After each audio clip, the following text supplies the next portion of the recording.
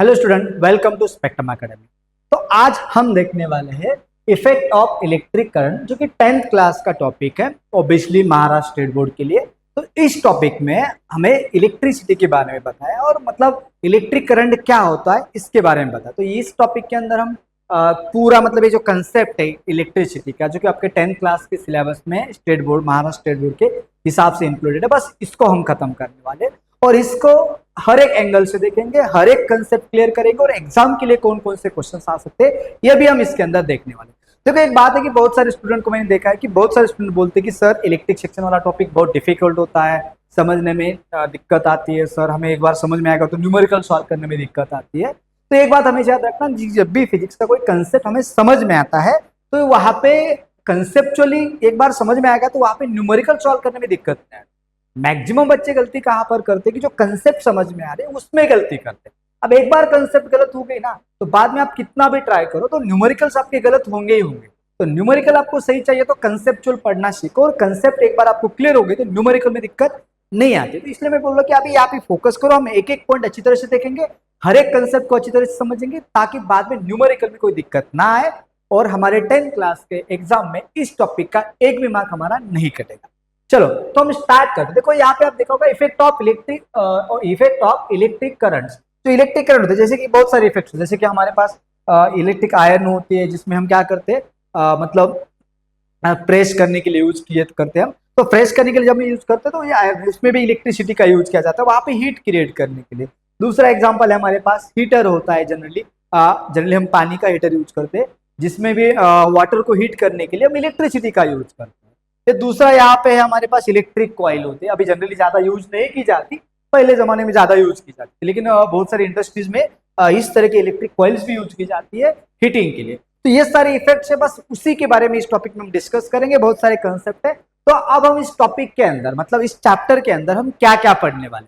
तो पहला, energy transfer इन electric circuit. तो एनर्जी कैसी ट्रांसफर होती है, मतलब इलेक्ट्रिक सर्किट में एनर्जी कैसे। देखो इससे पहले जो था 9th क्लास में तो हमने वहां पे ओम्स लॉ, करंट, इलेक्ट्रिसिटी इसके बारे में थोड़ा बहुत पढ़ा है, उसके बारे में आपको पता है करंट क्या होता है, रेजिस्टेंस क्या होता है। लेकिन इस टॉपिक, ये जो टॉपिक है purely depend upon the energy. लेकिन कौन सी वाली एनर्जी, बस इलेक्ट्रिक सर्किट, मतलब इलेक्ट्रिक सर्किट में इलेक्ट्रिक करंट की वजह से आने वाली एनर्जी। मतलब हम ये नहीं देख, इसमें अलग अलग टाइप की एनर्जी नहीं देखने वाले। एनर्जी के बहुत सारे फॉर्म होते हैं, हीट एनर्जी होता है, इलेक्ट्रिक एनर्जी होता है, वाइंड एनर्जी होता है और विंड एनर्जी बोलते हैं आप इसको, न्यूक्लियर एनर्जी होता है, एटॉमिक एनर्जी होता है। हम उसके बारे में ज्यादा डिटेल नहीं करेंगे, हम बस इस टॉपिक के अंदर बस एनर्जी के इलेक्ट्रिक फॉर्म के बारे में बात करें, उसी की वजह से हीट क्रिएट होती है तो वो हीट के फॉर्म में।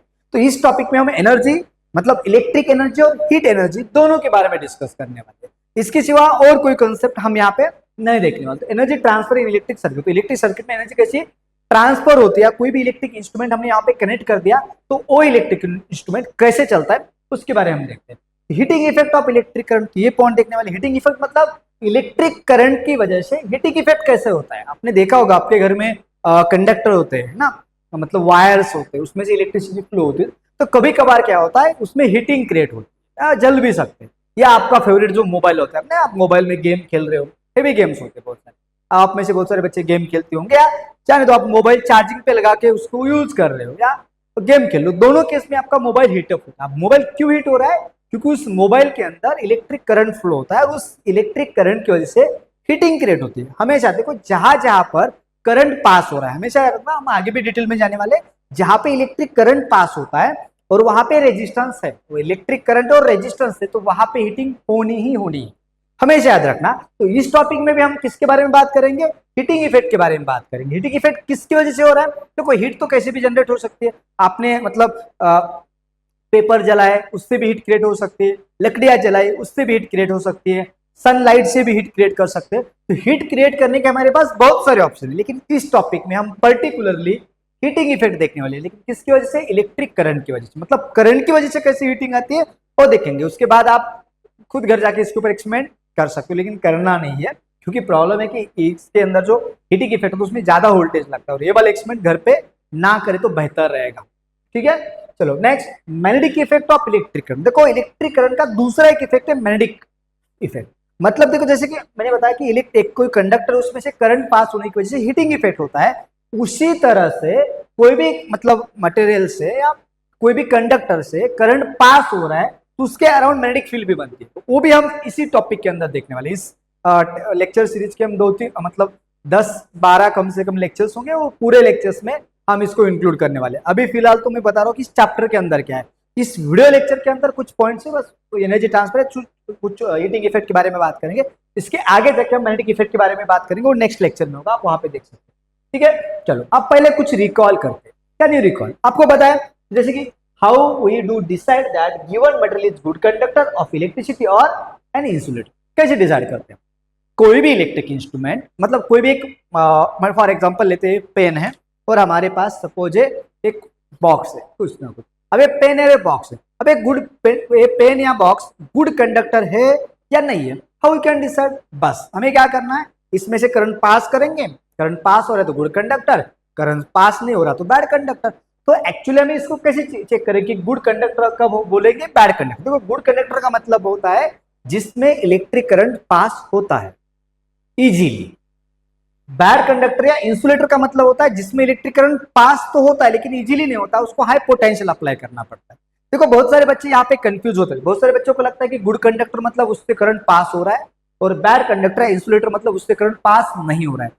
एक चीज हमेशा याद रखना, मैं जो बोल रहा हूँ अभी एक्चुअली मेरे टीचिंग का एक स्टाइल है जिसमें मैं हर एक कंसेप्ट का एग्जैक्ट मीनिंग बताता हूँ, वो भी 11-12 के हिसाब से। अभी आप 10th में हो इसलिए आपको उसके हिसाब से पढ़ाऊंगा नहीं, मैं आपको इस क्लास में डायरेक्ट 11-12 के हिसाब से each and every concept clear करूंगा। देखो 11-12 के हिसाब से, जैसे कि आप गुड कंडक्टर बोल रहे हो तो सपोज ये गुड कंडक्टर है, इसका मतलब इसमें से करंट पास हो रहा है लेकिन इजीली, मतलब ज्यादा पोटेंशियल डिफरेंस देने की जरूरत वहां पे नहीं है, मतलब इजीली, मतलब हम पोटेंशियल अप्लाई करते हैं इजीली करंट पास हो सकता है। लेकिन इंसुलेटर का मतलब बहुत सारे लोगों को लगता है या बहुत सारे स्टूडेंट को लगता है कि इंसुलेटर का मतलब होता है उससे करंट पास नहीं होता है। Actually it is wrong. Insulator का मतलब होता है उससे करंट पास तो होगा लेकिन उस करंट पास करने के लिए हमें हाई वोल्टेज देना पड़ेगा। मतलब सपोज मान लेते कि हमारे पास ये बैड कंडक्टर, अब इससे हम करंट पास करें, इसको हम इंसुलेटर भी बोलते हैं, तो इससे करंट पास होगा क्या? तो मेरा आंसर है यस। तो इससे करंट पास करने के लिए हमें इसके 2 पॉइंट पे हाई पोटेंशियल देना पड़ेगा। अब जितना ज्यादा पोटेंशियल हाई पोटेंशियल होगा तो उतना उससे करंट पास हो सकता है, मतलब इंसुलेटर से भी करंट पास हो सकता है और बैड कंडक्टर से भी, सॉरी गुड कंडक्टर से भी करंट पास होता है। जैसे कि मान लो कोई 2 रास्ते हैं ना, एक रास्ता है हाईवे है, बहुत सिंपल है, नया नया बना है, एकदम टॉप टू टॉप, तो वहां पे हम जा सकते हैं, राइट। और दूसरा एक रोड है जैसे कि गांव में होते हैं जनरली रोड्स, वहां पे गड्ढे ज्यादा है और कीचड़ भी ज्यादा है। अब दोनों ही रोड है, अब दोनों में से एक जो रोड है वो गुड कंडक्टर की तरह काम करेगा, तो उससे हम मतलब व्हीकल्स आसानी से, मोटरसाइकिल हो, कार हो, ट्रक हो, सब कुछ हो, आसानी से पास कर सकते हैं, कोई दिक्कत नहीं है। अब जो कोई खराब रोड है जहाँ पे गड्ढे है, कीचड़ है, सब कुछ है, अब उसमें से व्हीकल जा सकते हैं कि नहीं? यस, उसमें से ही व्हीकल, मतलब वही से भी व्हीकल जा सकते, लेकिन व्हीकल ज्यादा स्पीड से नहीं जा सकते, ज्यादा स्मूथली नहीं जा सकते, वहां पे एफर्ट ज्यादा लगेंगे, तो उस व्हीकल को एफर्ट ज्यादा लगेंगे उस गड्ढे वाले कीचड़ वाले रोड से जाने में, उस मतलब। लेकिन जो हाईवे होता है नया नया बना है, ऑब्वियसली इंडिया में तो नए वाले हाईवे अच्छे होते, थोड़े दिन के बाद वही खराब हो जाते, ठीक है, चलो वो बात हमें नहीं करनी। लेकिन जो हम हाईवे के बारे में बात कर रहे हैं, अब हाईवे है तो व्हीकल्स तो कंडक्ट करके कर सकता है, मतलब व्हीकल वहां से पास हो सकते हो, और जो बहुत खराब रोड है उससे भी व्हीकल जाते, दोनों से भी पास होते, लेकिन हाईवे होता है वहां से इजीली हम व्हीकल लेके जा सकते हैं, और जो गड्ढे वाला रास्ता है वहां पे व्हीकल पास होने में दिक्कत आती है। तो उसी तरह का डिफरेंस इसमें है। गुड कंडक्टर का मतलब करंट तो पास होता है और इजीली होता है, ज्यादा पोटेंशियल डिफरेंस देने की जरूरत बिल्कुल भी नहीं है। लेकिन जब हम इंसुलेटर की बात करते हैं तो उसमें से भी करंट पास होता है, लेकिन उस करंट को रेजिस्टेंस, मतलब इंसुलेटर का रेजिस्टेंस ज्यादा होने की वजह से हम उसे अपोज होगा, और अपोज की वजह से होता क्या है कि करंट पास होने में दिक्कत आती है, और वही मतलब बहुत कम करंट पास हो सकता है, या हम वहां पे दो ज्यादा पोटेंशियल अप्लाई करेंगे तो करंट पास होने की वजह से हीटिंग इफेक्ट भी क्रिएट हो सकता है। तो हमें यहाँ पे याद रखना चाहिए कि कभी भी गुड कंडक्टर मतलब इलेक्ट्रिसिटी पास करता है, और बैड कंडक्टर या इंसुलेटर मतलब वो भी इलेक्ट्रिसिटी पास करता है लेकिन इजीली पास नहीं करता, इसलिए हम इसको इंसुलेटर बोलते हैं। ठीक है, होप आई थिंक आपको समझ में आएगा। कोई दिक्कत आती है तो कमेंट में क्वेश्चन डाल दो, मैं उसी कंसेप्ट का छोटा सा वीडियो शॉर्ट बना के भी भेज सकता हूँ। मतलब आपको इस टॉपिक में कहीं पर भी कोई दिक्कत आ रही है कि सर ये वाला कंसेप्ट में समझ में आ रहा है, हम उसके ऊपर भी एक वीडियोस बनाएंगे, तो ऐसा हम करते रहेंगे, तो इसलिए कोई दिक्कत नहीं होनी चाहिए आपको। चलो ठीक है, तो आई थिंक होप समझ में। तो इसका आंसर क्या है? How we decide the given material good conductor और बैड कंडक्टर और इंसुलेटर। कैसे डिसाइड करेंगे? कुछ नहीं, क्या करेंगे, हमारे घर में इलेक्ट्रिक बोर्ड होता है, वहां पे 2 ऐसे पॉइंट्स होते हैं, तो हम क्या करेंगे, सपोज हमें चेक करना है पेन बैड कंडक्टर है गुड कंडक्टर, उसमें डालने का, बटन ऑन करने का, और आप चेक करोगे, शॉक लगा तो इसका मतलब क्या है, गुड कंडक्टर है, शॉक नहीं लगा तो बैड कंडक्टर। ऐसा चेक करोगे क्या आप? बिल्कुल नहीं, मैं बोल रहा हूँ ऐसा मत करना, मैं मजाक में बोल रहा हूँ। देखो दिक्कत है कि ऐसा करेंगे तो शॉक हमें लगेगा। आप गुड कंडक्टर बैड कंडक्टर हम चेक कैसे करते हैं, तो जिसमें से देखो हम इलेक्ट्रिसिटी हम हाथ लगा के तो नहीं देख सकते, लेकिन जिसमें से इलेक्ट्रिसिटी पास हो रही है, जैसे कोई वायर है उसको हम कनेक्ट कर देंगे 2 पॉइंट, तो जिससे हमने पोटेंशियल डिफरेंस अप्लाई करने की वजह से इजीली इलेक्ट्रिक करंट पास हो रहा है, तो हम इसको गुड कंडक्टर बोलेंगे। जिससे मतलब करंट इजीली पास नहीं हो रहा है उसको हम बैड कंडक्टर बोलेंगे, राइट। या आप उसको मतलब कोई भी छोटा वाला आप ये बना सकते हो, फॉर एग्जाम्पल छोटी सेल होते ना 1.5 वोल्ट के, छोटे वाले सेल्स होते हैं इस तरह के, एक मिनट आपको बताता हूँ। हाँ, इस तरह के सेल्स होते हैं हमारे पास, इस तरीके के सेल्स होते हैं। अब ये वाला जो सेल है छोटा सा, इसका वोल्टेज होता है अप्रोक्सीमेटली, दिखाता हूँ, हाँ 1.5 वोल्ट, आप देख सकते हैं इसको जूम करके।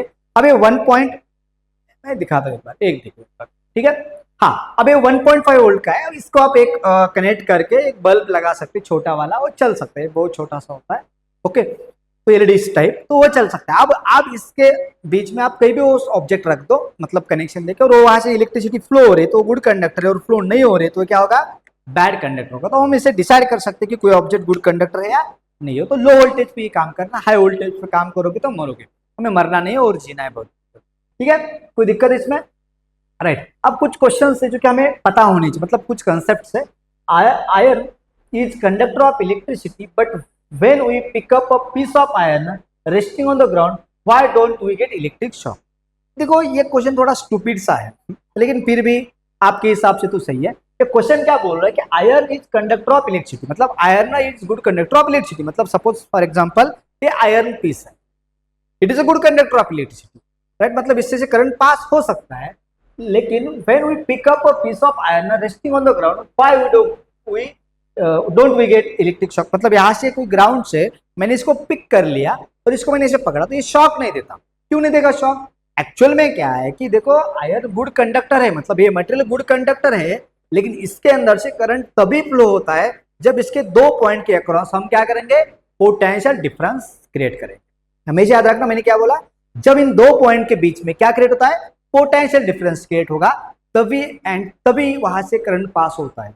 एक चीज आप नोट डाउन करके लिखो, मतलब नोटबुक में लिख लो कि if we apply a potential difference across the conductor then we will get the current. मतलब जब भी हम किसी भी कंडक्टर के 2 पॉइंट के बीच में पोटेंशियल डिफरेंस क्रिएट करेंगे, ध्यान से सुनना, पोटेंशियल डिफरेंस क्रिएट करेंगे। कहां करेंगे पोटेंशियल डिफरेंस क्रिएट? किसी भी मतलब किसी भी मटेरियल, किसी भी गुड कंडक्टर के 2 पॉइंट के बीच में, 2 पॉइंट की जगह हमने क्या कर दिया, यहाँ पे पोटेंशियल डिफरेंस क्रिएट कर दिया, बैटरी लगा के या सेल कनेक्ट करके, कुछ भी करके, तो उसकी वजह से करंट फ्लो होता है। तो करंट फ्लो होने के लिए हमें क्या चाहिए, ऐसे किसी ने पूछा आपको, what is the requirement of flow of current, तो याद रखना करंट फ्लो होने के लिए हमें पोटेंशियल डिफरेंस की जरूरत है। करंट फ्लो होने के लिए किसकी जरूरत है, हमें पोटेंशियल डिफरेंस। जब आपको पोटेंशियल डिफरेंस समझ में आता है और जब भी आपके पास पोटेंशियल डिफरेंस है तो 2 पॉइंट के बीच में पोटेंशियल डिफरेंस है, करंट फ्लो होना ही है। जैसे कि आपने देखा होगा बारिश के मौसम में होता है, जो बिजली गिरती है, बिजली क्यों गिरती है पता है? क्योंकि जो वहां पे जो मतलब बादल जो होते हैं उनमें फ्रिक्शन होता है और वहां पे चार्जेस बनते हैं और वहां पे हाई पोटेंशियल क्रिएट होता है। ग्राउंड यहाँ पे जीरो और लो पोटेंशियल होता है, तो इसकी वजह से क्या होता है, इसके बीच में जो एयर है ना वो बैड कंडक्टर है, लेकिन फिर भी यहाँ पे पोटेंशियल डिफरेंस इतना क्रिएट होता है कि वहां से करंट पास होता है। और करंट क्यों फ्लो हो रहा है, देखो हमेशा याद रखना, करंट बस पोटेंशियल डिफरेंस की वजह से क्रिएट होता है। हमेशा याद रखना there is a potential difference, कहीं पर भी पोटेंशियल डिफरेंस है तो करंट फ्लो होता है, पोटेंशियल डिफरेंस नहीं है करंट फ्लो नहीं होगा। तो यहाँ पे हमें पूछा गया कि आयरन गुड कंडक्टर है तो हमें शॉक क्यों नहीं लगता, तो एक आयरन पीस को मैंने ऐसे उठा लिया तो मुझे शॉक क्यों नहीं लगता। हाँ ये गुड कंडक्टर है, मतलब इससे हम करंट पास करेंगे तो फ्लो होगा, लेकिन जब इसके 2 पॉइंट के बीच में पोटेंशियल डिफरेंस होगा तब इन 2 पॉइंट के बीच में पोटेंशियल डिफरेंस नहीं होता है तो हम आयरन को हम टच भी करेंगे तो हमें शॉक नहीं लगेगा। क्यों नहीं लगता? क्योंकि इसके 2 पॉइंट के बीच में पोटेंशियल डिफरेंस 0 है। पोटेंशियल डिफरेंस होता है और तब मैं इसको टच करूंगा तो मुझे शॉक लगेगा। देखो पोटेंशियल डिफरेंस होने के बाद ही करंट फ्लो होगा और current always higher potential to lower potential flow होता है। हमेशा रखना current higher potential to lower potential flow होता है और जब भी higher potential to lower potential current flow होता है और जब भी करंट फ्लो होता है तभी हमें शॉक लग सकता है। मतलब इलेक्ट्रिक शॉक कब लगेगा, करंट फ्लो होगा तब, और करंट कब फ्लो होगा, जब पोटेंशियल डिफरेंस होगा तब। तो आयरन पीस में हमें शॉक क्यों नहीं लगता, क्योंकि उसके पास पोटेंशियल डिफरेंस नहीं होता है। बस इसका सिंपल सा आंसर है, अभी लिख सकते हो। देखो अब हमारा पॉइंट है energy transfer in an electric circuit. तो किसी भी इलेक्ट्रिक सर्किट में एनर्जी ट्रांसफर कैसे होती है, इस पॉइंट में मतलब आज हमारे इस लेक्चर का पूरा फोकस इसी पॉइंट पे रहेगा कि किसी भी सर्किट में एनर्जी ट्रांसफर कैसे होती है और उस एनर्जी का एक्चुअल में होता क्या है।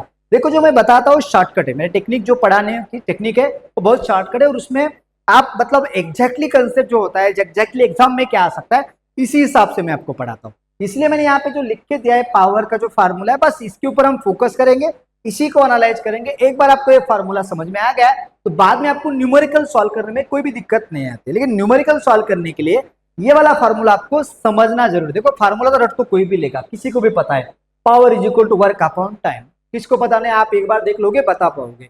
अपने मतलब अपने फ्रेंड्स को भी बता सकते हो, टीचर की बता सकते हो रट के। तो बहुत सारे टीचर तो वही करते हैं, यहाँ पे इसको फार्मूले को रट लो, वैल्यू पुट करो, आंसर आ जाएगा। देखो ये तो आपको 10 क्लास में चलेगा। सपोज आपने इस फार्मूले को रट लिया, आपको समझ में आ गया, आप 11 मतलब 10 क्लास पास हो गए अच्छी मार्क्स से। बाद में जब 11 क्लास में जाते हो फिर से वही फार्मूला आता है, लेकिन वहां पे तो कंसेप्चुअल होता है, वहां पे उसको अंडरस्टैंडिंग चाहिए, वो आपके पास नहीं है।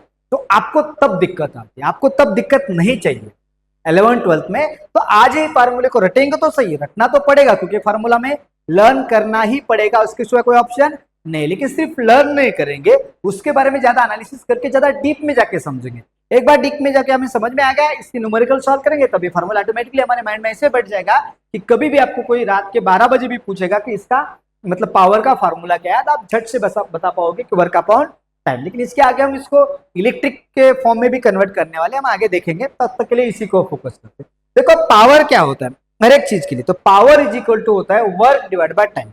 अब इसमें से हम स्टार्ट करते हैं टाइम से। टाइम सबको पता है ना, जैसे कि हमें पता है कि टाइम क्या होता है, जैसे कि हमारी वॉच में हम देखते हैं इतना टाइम हुआ उतना टाइम हुआ है ना। जब टीचर क्लास में होते, सर टाइम हो गया तुम्हें खेलने को जाना है, ऐसे बोलते हो।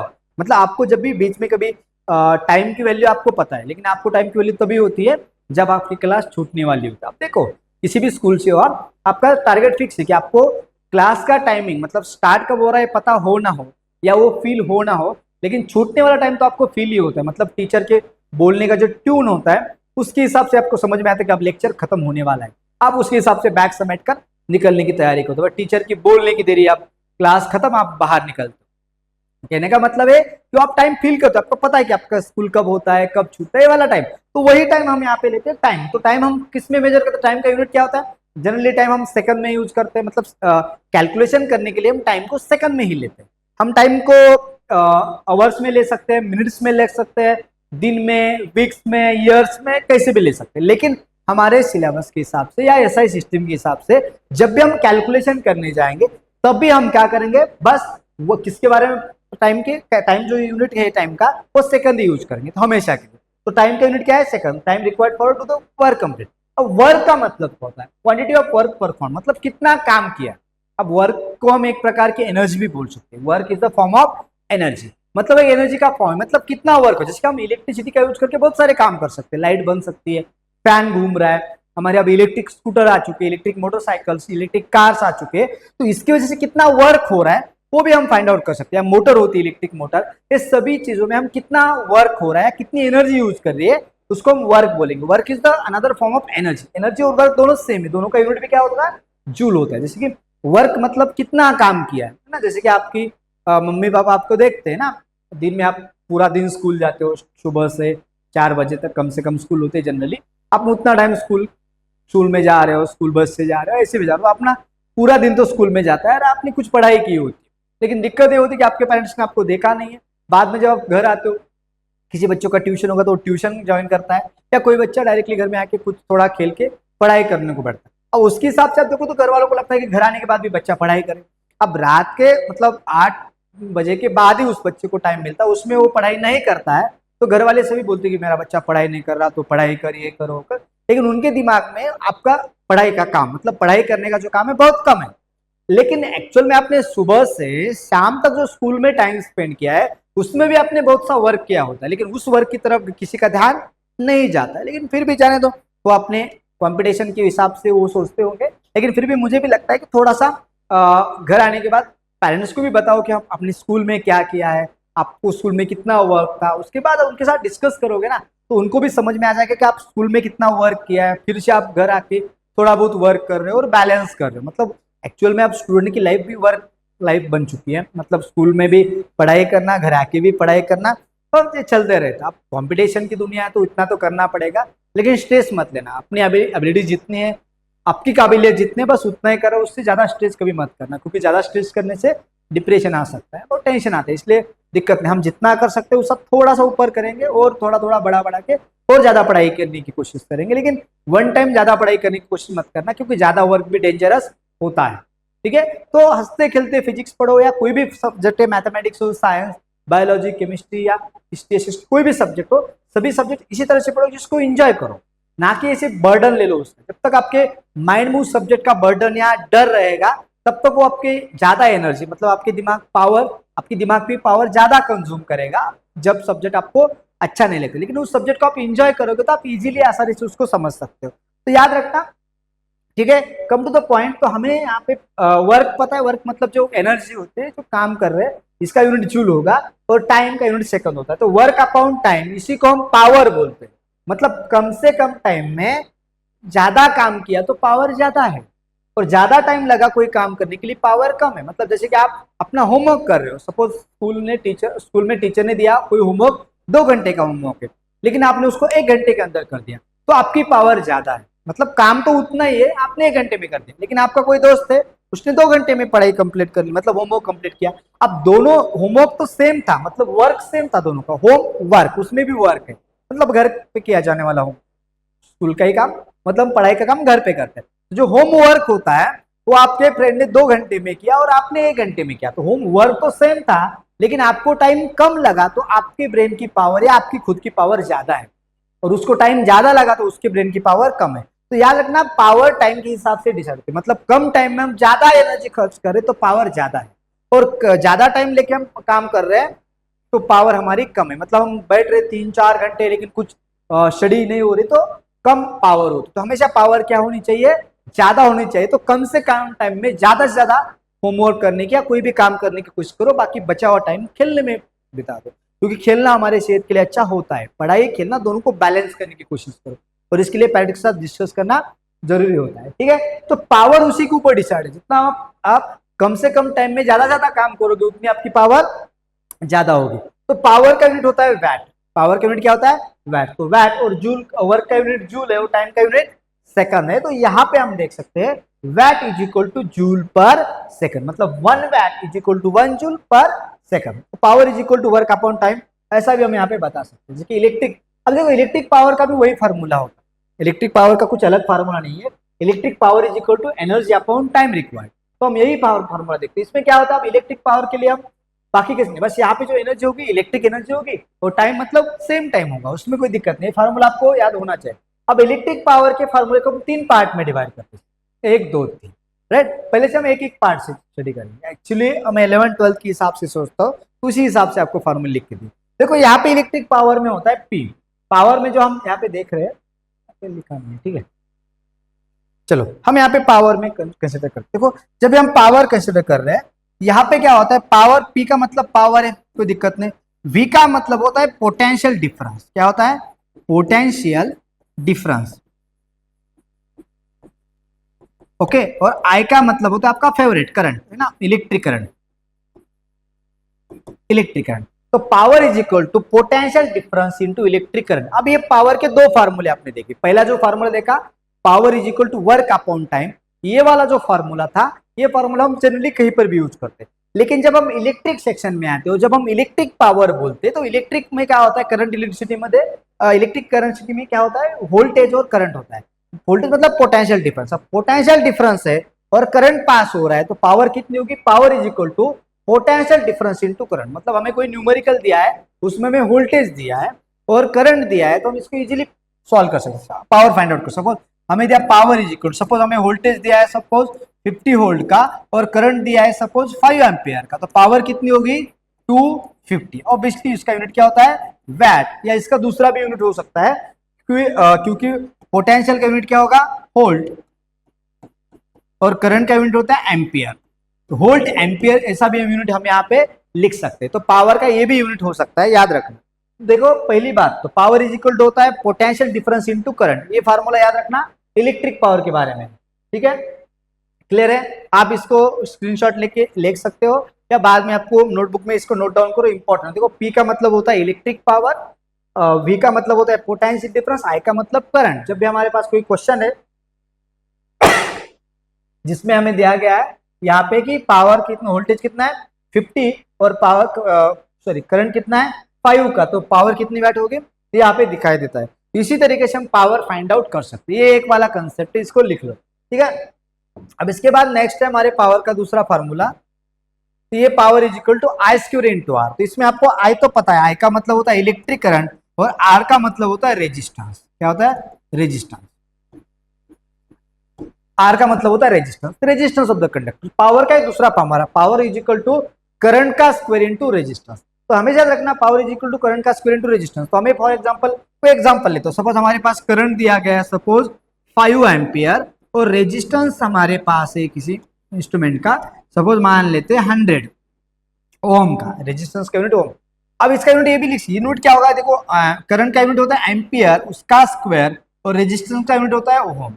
मतलब पावर का हम ओम सॉरी एम्पियर स्क्वायर इनटू ओम भी लिख सकते हैं और उसी को हम वैट भी बोलते हैं, राइट। कुछ भी यूज कर, मतलब यहाँ पे ऐसा भी फार्मूला हो सकता है, लेकिन जनरली इसके ऊपर क्वेश्चन नहीं आता है तो टेंशन लेने की यहाँ पे जरूरत नहीं है, ऐसे क्वेश्चन नहीं आते। लेकिन एक्स्ट्रा इन्फॉर्मेशन के लिए आपको बता रहा हूँ कि पता होना चाहिए। लेकिन हाँ इसके ऊपर क्वेश्चन आ सकते हैं, जैसे कि आपको दिया जाएगा कि किसी वायर में से करंट पास हो रहा है 5 एम्पियर का और वहां पे रेजिस्टेंस है 100 ओम का, तो हमें फाइंड आउट करनी है पावर। तो पावर का हमारे पास फार्मूला होता है power is equal to current का स्क्वायर, करंट कितना है 5, उसका स्क्वायर इंटू रेजिस्टेंस कितना है 100। 5 का स्क्वायर कितना आता है 25 इंटू 100, तो ये कितना आएगा 2500, म्हणजे यानी कि 2500। और इसका यूनिट क्या होगा, ऑब्वियसली वैट।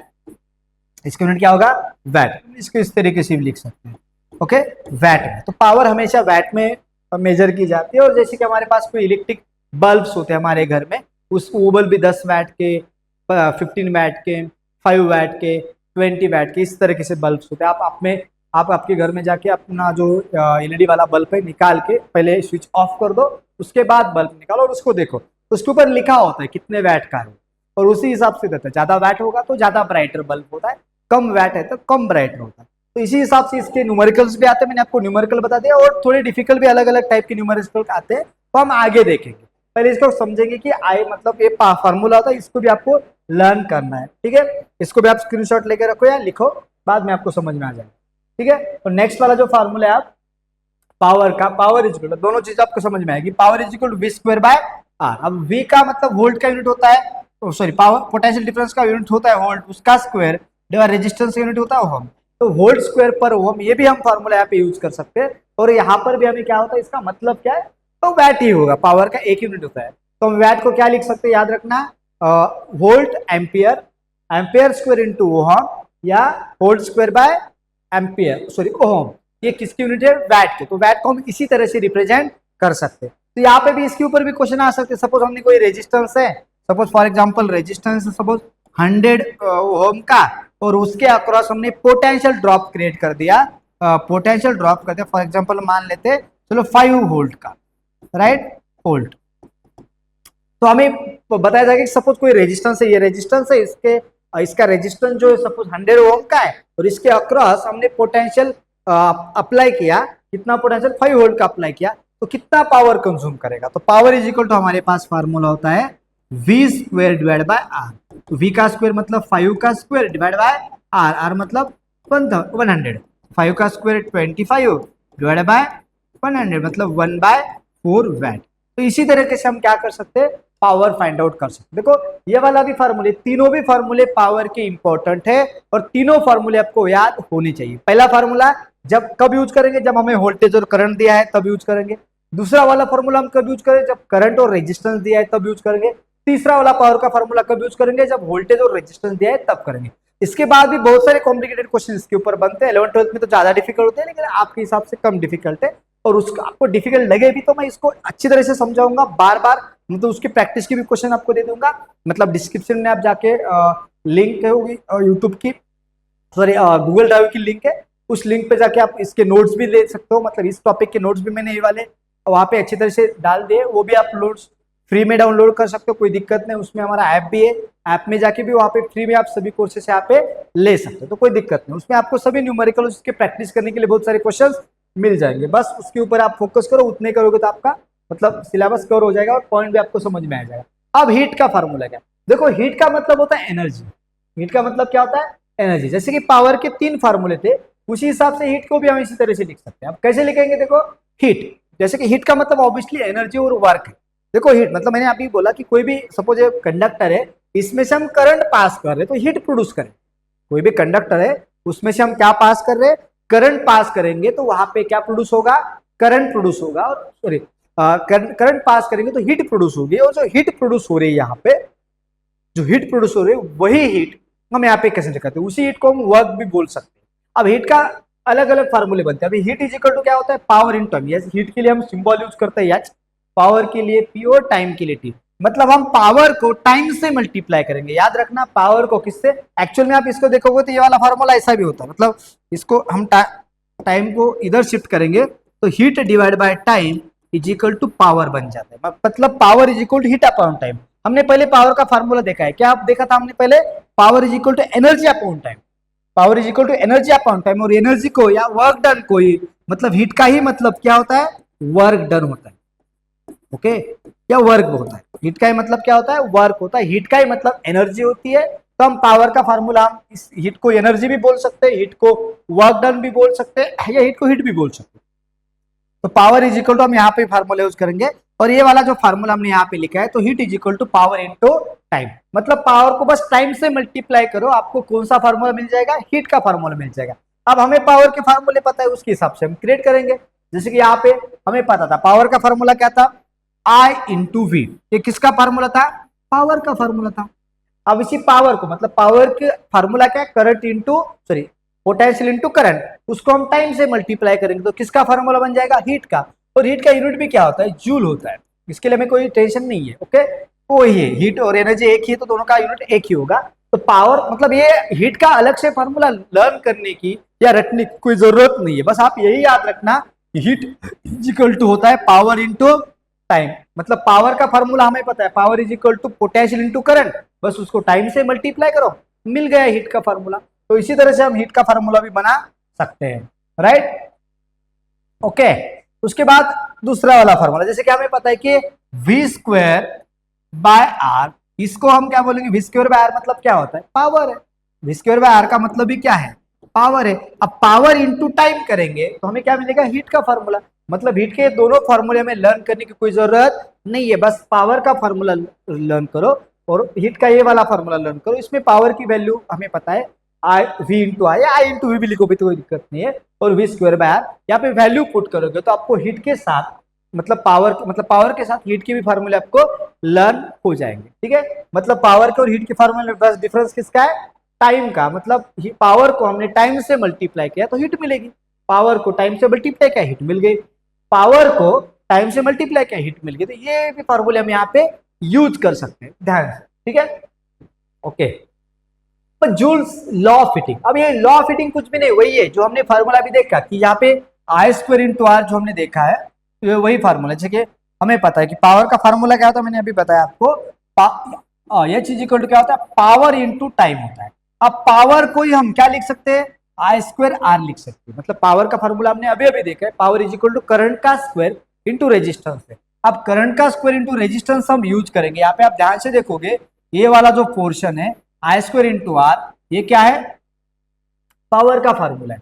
अब पावर के फार्मूले मतलब पावर की जगह हम आई स्क्वायर इंटू आर लिखेंगे तो हमें क्या मिलेगा, ये वाला फार्मूला बनेगा। इसी फार्मूले को हम जूल्स लॉ ऑफ हीटिंग बोलते हैं।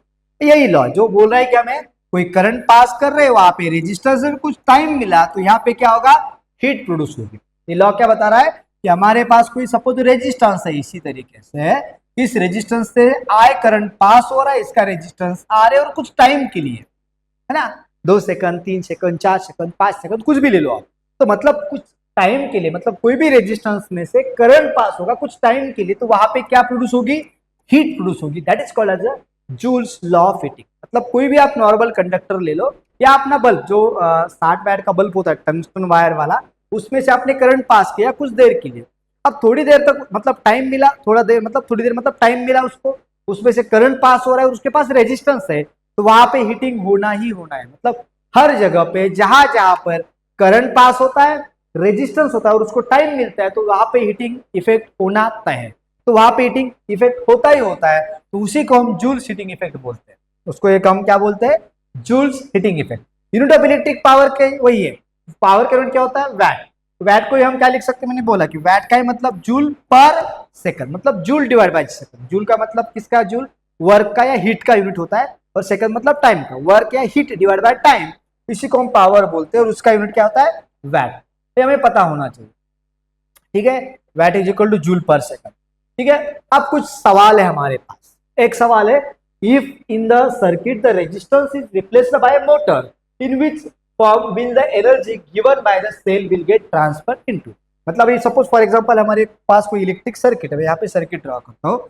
सपोज हमारे पास एक इलेक्ट्रिक सर्किट है, मतलब यहाँ पे हमने बैटरी कनेक्ट कर दी, यहाँ पे पॉजिटिव पोटेंशियल, यहाँ पे निगेटिव पोटेंशियल, और इसकी जगह हमारे पास कोई एक रेजिस्टेंस होता है ना, कि हम नहीं डालेंगे, यहाँ पे रेजिस्टेंस आ रहे हैं और उसमें से करंट पास कर रहे हैं। तो हमें पता है कि ये रेजिस्टेंस है, इसमें से करंट पास हो रहा है, तो यहाँ पे हीट प्रोड्यूस होगी। मतलब ये इस सर्किट में एनर्जी कौन से फॉर्म में थी, पहले इलेक्ट्रिक एनर्जी के फॉर्म में थी, इलेक्ट्रिकल एनर्जी के फॉर्म में थी, अब कौन से फॉर्म में होगी, हीट के फॉर्म में होगी। याद रखना, जब हम यहाँ पे कोई भी मतलब वोल्टेज अप्लाई कर रहे हैं, बैटरी कनेक्ट कर रहे हैं किसी भी रेजिस्टेंस को, तो रेजिस्टेंस का काम क्या है, रेजिस्टेंस का काम है इलेक्ट्रिक एनर्जी को हीट एनर्जी में कन्वर्ट करना। मतलब आपके घर में जो हीटर है उसका काम वही है, हीटर के अंदर रेजिस्टेंस होता है, उसके अंदर इलेक्ट्रिक एनर्जी जाती है, उसी इलेक्ट्रिक एनर्जी को कौन सी एनर्जी में कन्वर्ट करता है, हीट एनर्जी में कन्वर्ट करता है। तो यहां पर भी जो करंट पास हो रहा है हीट एनर्जी में कन्वर्ट करेगा कौन, रेजिस्टेंस। लेकिन हमारे क्वेश्चन में क्या बोला है कि हमने क्या किया, रेजिस्टर को या रेजिस्टेंस को रिप्लेस किया मोटर से। मतलब रेजिस्टेंस निकाल के हमने यहाँ पे मोटर कनेक्ट कर दी। क्या कनेक्ट कर दिया हमने, मोटर कनेक्ट कर दी। अब कौन से फॉर्म में, एक तो फिक्स है कौन सी, यहाँ पे जो एनर्जी आ रही है वो इलेक्ट्रिक है, लेकिन अभी जो एनर्जी हीट के फॉर्म में जाएगी, जाएगी थोड़ी सी। मतलब मोटर जब यूज करते हैं वो भी गर्म होती है, मतलब उसमें थोड़ी सी एनर्जी हीट के फॉर्म में जाएगी, लेकिन मेजोरिटी पार्ट जो हीट एनर्जी में ट्रांसफर नहीं होगा। तो मेजोरिटी पार्ट जो मोटर होती है, मोटर मतलब कौन सी, पानी की मोटर है या फैन की मोटर है या इलेक्ट्रिक स्कूटी की मोटर है, मतलब जहां जहां पर हम इलेक्ट्रिक करंट को यूज करके मोटर चला रहे हैं, पानी की भी मोटर ले सकते हैं, फैन की भी मोटर ले सकते हैं, उसमें इलेक्ट्रिक एनर्जी का जो कन्वर्जन है वो होता है मैकेनिकल एनर्जी में। वो कन्वर्जन जो होता है मैकेनिकल एनर्जी में। तो मतलब इलेक्ट्रिक एनर्जी को मैकेनिकल एनर्जी में कन्वर्ट करने का काम किसका है, मोटर का है। जैसे कि रेजिस्टेंस का काम क्या था, इलेक्ट्रिक एनर्जी को हीट एनर्जी में कन्वर्ट करना, उसी तरह से इलेक्ट्रिक एनर्जी को मैकेनिकल एनर्जी में कन्वर्ट करने का काम किसका होता है, मोटर का होता है। हाँ, ये मैकेनिकल एनर्जी के दो फॉर्मेट होते हैं, एक होता है काइनेटिक एनर्जी एनर्जी और दूसरा होता है पोटेंशियल एनर्जी।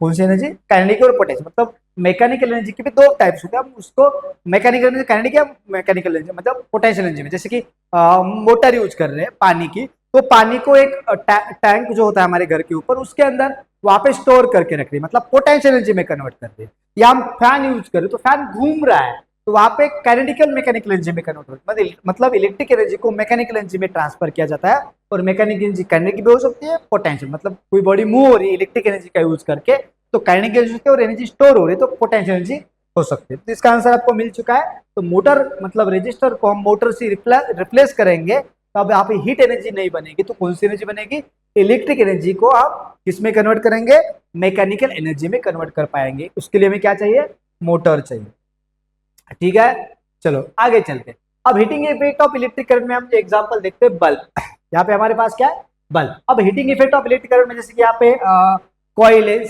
सीडी कॉइल बोलते हैं उसको, इस कॉइल के अंदर भी हीटिंग इफेक्ट की वजह से ग्लो होता है और हीटअप होती है। जैसे कि हमारे पास कोई बल्ब है, the light bulb substance, bulb में क्या होता है, पहले ग्लास होता है है ना। जैसे कि हम इसको थोड़ा जूम करके भी देख सकते हैं, ट्राई करेंगे हम। गुड, हो रहा है जूम। तो हम यहाँ पे इसको जूम करके भी देख सकते हैं। यहाँ पे हमारा जो बल्ब है, बल्ब में क्या होता है, ग्लास बल्ब होता है, मतलब बाहर का जो पार्ट है उसको हम बल्ब बोलते हैं, ग्लास का बना होता है वो।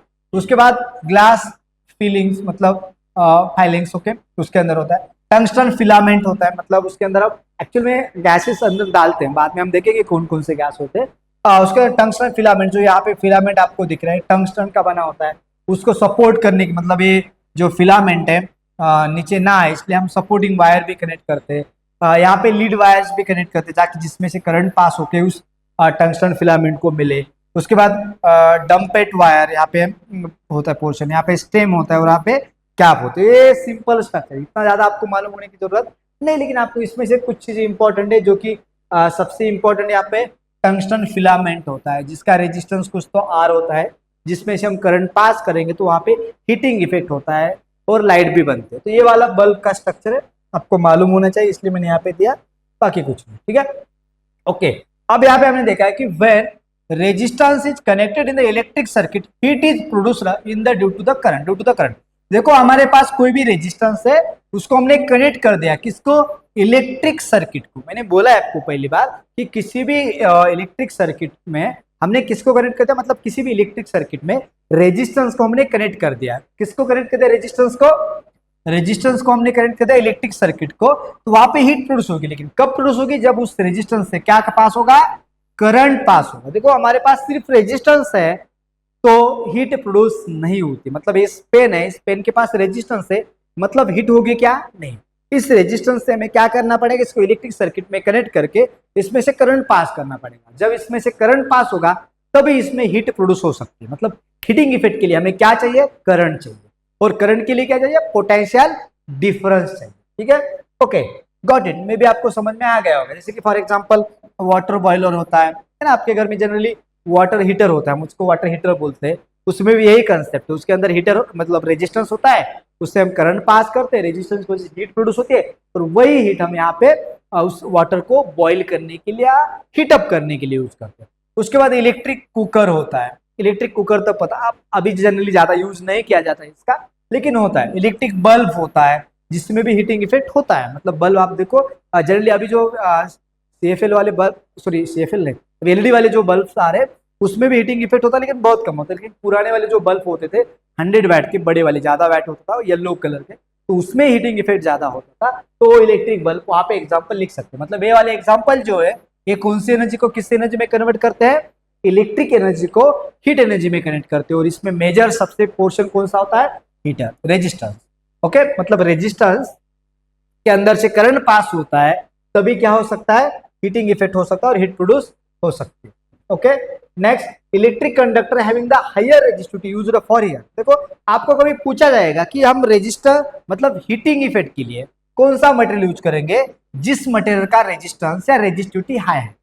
मतलब जिस मटेरियल की रेजिस्टिविटी ज्यादा होगी वो ज्यादा हीट प्रोड्यूस करेगा, जिसकी रेजिस्टिविटी कम होगी वो कम हीट प्रोड्यूस करेगा। मतलब हीट प्रोड्यूस करने के लिए हमें किसकी जरूरत होती है, रेजिस्टेंस की। जितना ज्यादा रेजिस्टेंस ज्यादा उतनी हीट ज्यादा, जितना रेजिस्टेंस कम उतनी हीट कम। मतलब इलेक्ट्रिक कंडक्टर जो होगा वो हायर रेजिस्टिविटी का चाहिए, मतलब हाई रेजिस्टेंस का चाहिए, किसके लिए, हीट प्रोड्यूस करने के लिए। हम कम रेजिस्टेंस का यूज करेंगे तो हीट प्रोड्यूस नहीं होगी या कम हीट प्रोड्यूस होगी। ओके, उसका एग्जांपल, बेस्ट एग्जांपल देखो यहाँ पे अलॉय, नाइक्रोम बोलते हैं, निक्रोम भी बोल सकते हैं उसको। Nichrome is use in the electric heater cooker as a resistor. मतलब ये जो नाइक्रोम है इसका रेजिस्टिविटी, इसकी जो रेजिस्टिविटी है ज्यादा होती है, हायर होती है। अब इसकी रेजिस्टिविटी ज्यादा है, मतलब हाई रेजिस्टिविटी है, तो हाई रेजिस्टिविटी वाला नाइक्रोम वायर हम मतलब मटेरियल यूज करेंगे तो हीटर के लिए यूज करेंगे। आपके घर में कोई पुराना हीटर है जो खराब हो चुका है, उसको आप फोड़ के देख सकते हो, लेकिन थोड़ा बच के, वो डेंजर होता है फूटने के बाद, उसके अंदर पाउडर मिलती है व्हाइट कलर की, तो आप थोड़ा सा सेफली उसको साइड में लेके, मतलब बंद हीटर होना चाहिए, तो आप इसको स्विच के साथ काम करोगे। वैसे इतने आप कमजोर दिमाग के नहीं हो मुझे पता, लेकिन बंद हीटर पुराना जो बहुत खराब हो चुका है उसको आप बाहर लेके उसको तोड़ के उसके अंदर देख सकते हो, उसके अंदर होते हैं जो होता है जनरली उसमें अंदर नाइक्रोम या निक्रोम यूज किया जाता है। अब तो अलग अलग टेक्नोलॉजी मतलब डेवलपमेंट हो चुके हैं, तो अलग अलग टेक्नोलॉजी नहीं बोल सकते, लेकिन डेवलपमेंट हो चुकी है, उनमें अलग अलग टाइप्स के हम एलिमेंट्स वहाँ पे यूज करते हैं जिनकी रेजिस्टिविटी हायर होती है। तो जनरली जिसकी रेजिस्टिविटी हायर है हम उसको हीटर में यूज कर सकते हैं। तो वहां पे भी यहाँ पे एग्जांपल दिया है, nichrome used in electric heater और cooker for as a resistance. उसके बाद जो बल्ब होता है इलेक्ट्रिक बल्ब में मतलब हीटर में तो हम नाइक्रोम यूज करते हैं, लेकिन इलेक्ट्रिक बल्ब में यहाँ पे हम क्या यूज कर सकते हैं, टंगस्टन वायर यूज होते हैं, क्योंकि इस टंगस्टन वायर की डबल प्रॉपर्टी है, वो हीट अप तो होता है, वो लाइट भी देता है, मतलब हीट भी देता है प्लस लाइट भी देता है। और बल्ब में हमें हीट की जगह क्या चाहिए, लाइट चाहिए, इसलिए हम क्या यूज करते हैं, टंगस्टन यूज करते हैं, राइट। ये हमेशा रखना, एग्जाम में आता है, आपको मालूम होना चाहिए। Okay, due to current wire get heated nearly, देखो जो बल्ब होता है ना, तो बल्ब का जो टेम्परेचर होता है 3400 होता है। इमेजिन करो कि हमारा जनरली हमारे बॉडी का टेम्परेचर होता है 37 या 36 डिग्री के आसपास, 37 मान लीजिए हमारे बॉडी का टेम्परेचर, उससे कम से कम 100 गुना ज्यादा है ना, 100 टाइम्स ज्यादा टेम्परेचर किसका होता है, तो मतलब जो बल्ब होता है या हीटर होता है उनका टेम्परेचर, इसलिए उनके कांटेक्ट में मत जाओ।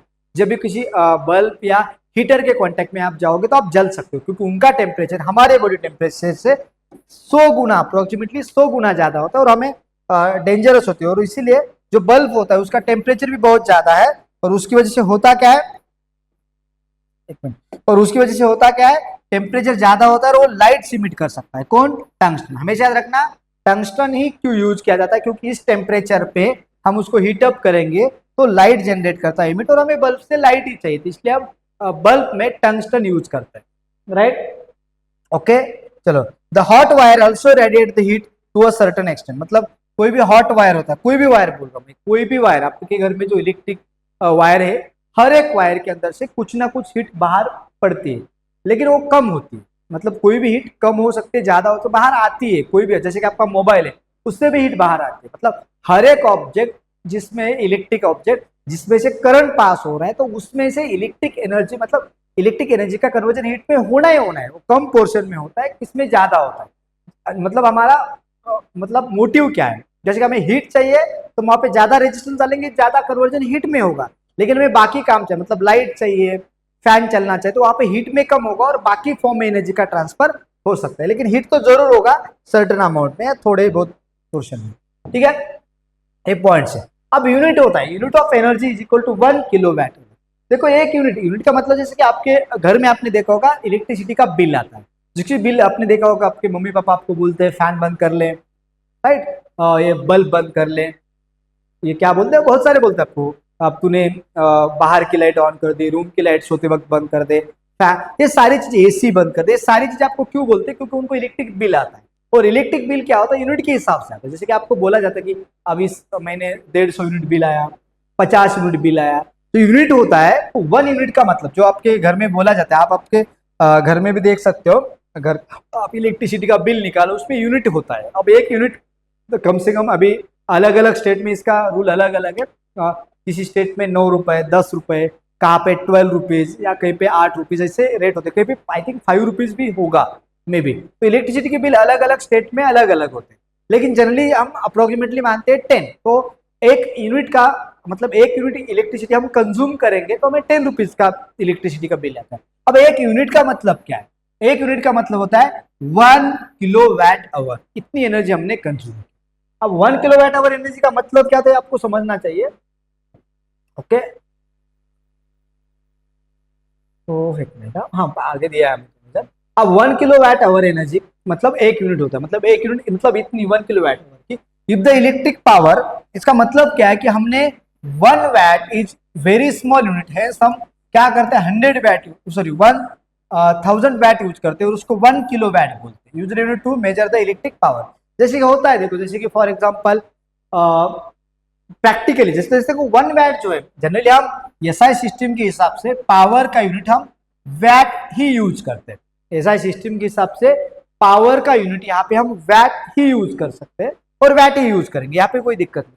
लेकिन दिक्कत कहाँ पर होती है कि जब हम 1 वैट लेते हैं, 1 वैट बहुत कम होता है, बहुत ही कम पावर है, उतनी पावर तो हमारी कोई भी इलेक्ट्रिक इंस्ट्रूमेंट को नहीं होती है, तो इसलिए हम पावर जनरली 1000 वैट में मानते हैं, मतलब 1 वैट 2 वैट 3 वैट ऐसा हम नहीं बोलते, हम बोलते पूरा 1000 वैट मतलब 1 किलो वैट, 1000 वैट का मतलब 1 किलो वैट, जैसे कि हम किलो में मेजर करते हैं ना, जैसे कि शुगर होती है, हम ग्राम में मेजर कर सकते, लेकिन ग्राम में नहीं करते, क्योंकि रियल लाइफ में हम शुगर का यूज ग्राम में नहीं किलो में करते हैं, इसलिए हम उसको मेजर भी किलो में करते हैं। उसी तरह से पावर कंजम्पशन जो होता है वो जनरली वैट, 1 वैट 2 वैट ऐसे नहीं होता, हो वैट में ज्यादा ज्यादा होता है, मतलब बहुत ज्यादा वैट्स होता है, इसलिए हम उसको 1000 वैट को 1 किलो वैट बोलते हैं, याद रखना। और वही हम इसके लिए हम एज ए यूनिट बोल के यूज करते हैं, मतलब जनरली कैलकुलेशन के लिए हम उसको वैट में ही कन्वर्ट करेंगे, लेकिन जनरली हम स्टडी करते हैं तो 1000 वैट को हम 1 किलो वैट ऐसा कंसिडर करके 1 किलो वैट पावर कंसिडर करते हैं, ठीक है। ओके, तो as a electric power measure कर लेंगे। अब यहाँ पे कन्वर्जन क्या होता है, हम वो कन्वर्जन देखिए। यहाँ पे देखो कन्वर्जन क्या है, जैसे कि हमारे पास 1 किलो वैट पावर का मतलब होता है 1 आवर के लिए, इट मीन्स हाँ 1 kilo VAT power, suppose for example 1 kilo VAT की पावर है हमारे पास, 1 किलो वैट हम यूज कर रहे हैं। जैसे कि आपके घर में कोई हीटर होता है, आप देखो, आप क्या करो, आपके कमेंट में मुझे बताओ, मैं 3-4 ऑब्जेक्ट बता देता हूँ, तो कमेंट में मुझे बताओ कि कौन से ऑब्जेक्ट का वैटेज कितना, उसके ऊपर लिखा होता है। आपका होमवर्क समझ लो इसको, आपका होमवर्क ये है कि आपको क्या करना है, घर में जो भी इलेक्ट्रिक इंस्ट्रूमेंट बंद होए, बंद मतलब उसको पहले लाइट ऑफ करो, उसके बाद आप उसको निकालो। अब जो इलेक्ट्रिक मतलब आपका पावर चार्जर है, मतलब मोबाइल का चार्जर है, मैं भी बोल रहा हूँ, एक मोबाइल चार्जर, एक लाइट बल्ब, हीटर, और कोई भी आप इंस्ट्रूमेंट एक होता है, फैन ले लो, चलो 4। अब 4 इंस्ट्रूमेंट के आपको पावर कंजम्पशन मुझे कमेंट में डाल के बताना। आप कमेंट में डाल दो कि पावर कंजम्पशन क्या है, या मेरे इस नंबर पे आप मैसेज भी कर सकते हो, यहाँ पे नंबर है। तो आपको मालूम होना चाहिए कि आपके घर में कौन कितना पावर कंज्यूम कर रहा है, मतलब बल्ब कितने वैट के पावर कंज्यूम कर रहा है, और फैन कितने वैट का पावर कंज्यूम कर रहा है। आप जब इस कमेंट में दिखाओगे तो मैं बाद में इसकी एक ट्रिक बताऊंगा, जैसे कि आपके घर वाले आपको बोलते हैं ना कि लाइट यहाँ पे आ रहे, मतलब उसका बिजली का बिल कितना आता है, तो मैं आपको उसका कैलकुलेशन करके बताऊंगा कि कितना लाइट बिल आ सकता है, और वो लाइट बिल बहुत कम आता है, मतलब आपके घर में जो फैन या लाइट आप जो चलाते हो उसकी वजह से लाइट बिल कितना आता है। तो आप घर वाले के साथ साइंटिफिक आर्गूमेंट भी कर सकते हो, मतलब आपकी मम्मी बोल रही है इस बल्ब को बंद कर दे, इतना बिल आएगा, तो आप उसको कैलकुलेशन भी बता सकते हो, 5 मिनट में मैंने इतना यूज किया। तो आप कमेंट करोगे, रिस्पॉन्स अच्छा रहेगा इस लेक्चर को, और भी इस तरीके के लेक्चर्स बनाऊंगा, और उसमें आपको एक क्लियरली स्पेशल लेक्चर बनाऊंगा, उसमें एक बात क्लियरली बताऊंगा कि जो हम घर में पावर यूज कर रहे हैं, गलती से हमारी वजह से वो लाइट ऑन है, तो उसकी वजह से कितना बिल आ सकता है, और वो बिल आप देख के शॉक हो जाओगे, इतना कम होता है। बस मुझे कमेंट में ज्यादा कमेंट चाहिए, और इस वीडियो को अपने फ्रेंड्स के साथ शेयर करते जाओ, क्योंकि आप शेयर करोगे, इसको लाइक करोगे, हमारे चैनल को सब्सक्राइब करोगे, तो हम मतलब हमें इंस्पिरेशन मिलता है, क्योंकि मेरा इंस्पिरेशन तो वही है, मैं बच्चों को पढ़ाऊं, और मेरा टीचिंग का यही स्टाइल है, नो कॉमेडी, नो झिकझक इधर उधर की बातें नहीं, बस हम फोकस करेंगे कंसेप्ट के ऊपर, और जिस बच्चों को कंसेप्ट चाहिए तो उसको मेरा वीडियो आप भेज सकते हो, हम यहाँ पे आपका टाइम पास ना करते हो, हर एक कंसेप्ट को अच्छी तरह से समझेंगे। चलो, तो इस वीडियो को लाइक करो, शेयर करो, दोस्तों को बताओ, और इसके ऊपर भी मैंने जो अभी बोला कि कितना बिल आ सकता है, उसके ऊपर भी मैं अलग से छोटा सा एक वीडियो बना के आपको भेज देंगे, और सब्सक्राइब करोगे और नोटिफिकेशन बेल प्रेस करके रखोगे तो आपको वो भी वीडियो आपको मिल जाएगा, ठीक है। चलो, तो हम यहाँ पे आते, देखो 1 किलो वैट पावर का मतलब होता है, 1 किलो वैट पावर मतलब 1000 वैट हम यूज कर रहे हैं, और 1000 वैट कंटिन्यूसली, मतलब हमारे पास सपोज बल्ब है, तो बल्ब हमारे पास कंटिन्यूसली बल्ब है, 1000 वैट के बहुत सारे बल्ब हमने लगाए, 10 वैट के 100 बल्ब लगाए, एक बल्ब है 10 वैट का, ऐसे 100 बल्ब लगाए, टोटल हुआ हमारे पास 1000 वैट। अब 1000 वैट का बल्ब हमने 1 घंटे चलाया पूरा, मतलब ऐसे 100 बल्ब, 10-10 वैट के 100 बल्ब, मतलब 1000 वैट हो गया, मतलब 1 किलो वैट हो गया, इसको हमने 1 घंटा चालू रखा, तो हमें उसका बिल आता है 1 यूनिट, और उसका मतलब होता है 1 किलो वैट पर आवर, मतलब पर आवर सॉरी नहीं, 1 किलो वैट पावर कंज्यूम कर रहे कंटिन्यूसली 1 आवर के लिए।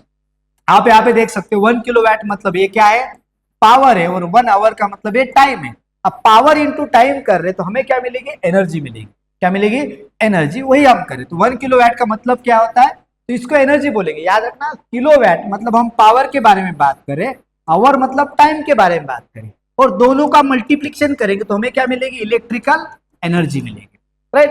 तो एनर्जी कितनी होती है इसका कैलकुलेशन मैं बता रहा हूँ, यही कैलकुलेशन आपको हर जगह काम आता है, और जब भी आप न्यूमेरिकल सॉल्व करोगे तो ये वाला कैलकुलेशन आपको बहुत इंपॉर्टेंट है। देखो 1 किलो वैट आवर, देखो ये 1 है, ये किलो है, वैट और एच का मतलब आवर है। देखो किलोवैट, ध्यान से सुनना, किलोवैट ये पावर का यूनिट है, और किलोवैट आवर जो होगा उसके सामने एच लिखा है, तो ये होगा हीट का या एनर्जी का यूनिट होगा, एनर्जी का या वर्क का, याद रखना। देखो किलोवाट बोला है, पावर का यूनिट होता है, और किलोवाट उसके सामने आवर जोड़ा है, मतलब टाइम जोड़ा है, तो इलेक्ट्रिक एनर्जी का या हीट का यूनिट होता है।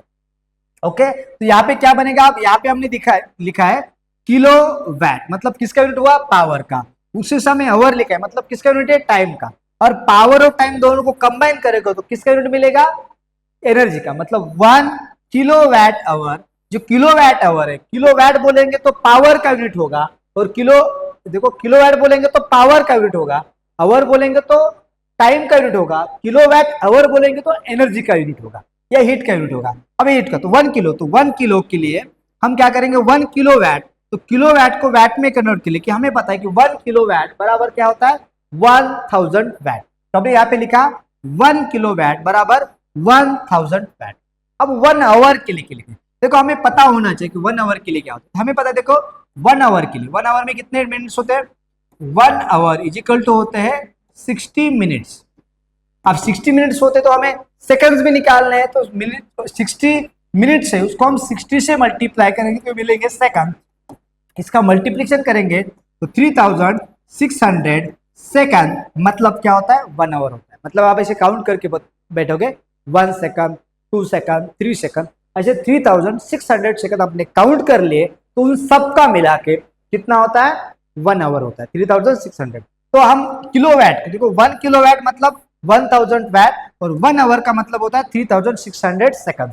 अब इनका मल्टीप्लिकेशन करेंगे, मल्टीप्लिकेशन की जरूरत नहीं, आप डायरेक्टली लिख सकते हो। हम क्या रखेंगे, आवर्स का जो है 1 2 3 मतलब 10⁻3, और इसका भी पॉइंट 1 2 3, तो यहाँ पे हम पॉइंट दे रहे हैं, मतलब यह 3 और 6 के बीच में पॉइंट दे रहे हैं। तो कितना पॉइंट, 1 2 3, मतलब 3 से हम शिफ्ट कर रहे हैं, तो इसका पावर इसकी वजह से 10⁻3 आएगा, और ये 1000 की वजह से 10⁻3, तो दोनों का मिला के होगा 10⁻6, मतलब 3.6 इंटू 10⁻6। अब वैट तो रहेगा, किलोवाट नहीं रहेगा, क्योंकि 1000 से हमने मल्टीप्लाई किया है, और आवर्स नहीं रहेगा, यहाँ पे रहेगा सेकंड, मतलब वैट सेकंड बचेगा।